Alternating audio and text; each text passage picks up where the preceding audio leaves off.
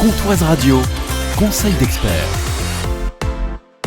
Bonjour Martine Reynaud. Bonjour Jean-Pierre. Avocat honoraire à Luxeuil-les-Bains, nous parlons discrimination à l'embauche. Thérèse, que j'avais embauchée comme femme de ménage, prend sa retraite après 35 ans de bons et loyaux services. Elle faisait quasiment partie de la famille.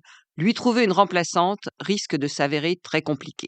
Déjà dans la rédaction de l'offre d'emploi, les discriminations liées à l'apparence physique, comme celles relatives à l'origine, la religion, le sexe, au handicap, à l'orientation sexuelle, sont interdites. D'après le défenseur des droits, l'apparence physique concerne aussi bien les caractéristiques visibles de la personne, taille, poids, traits du visage, que les éléments relatifs à sa personnalité, tenue vestimentaire, coiffure, maquillage. Si je fais référence à l'un de ces éléments, j'encours un emprisonnement de 3 ans et 45 000 € d'amende. Ne pensez même pas contourner la difficulté en employant des abréviations. Ceux qui ont essayé de rechercher des hôtesses BBR, pour bleu, blanc, rouge, alors que les produits à promouvoir ne justifiaient pas l'exclusion de personnes non européennes ou de couleur, s'en mordent les doigts. Ils ont été condamnés à 3 mois d'emprisonnement avec sursis et 30 000 € d'amende. Ce qui est interdit par voie d'annonce écrite l'est également à l'oral au cours de l'entretien d'embauche.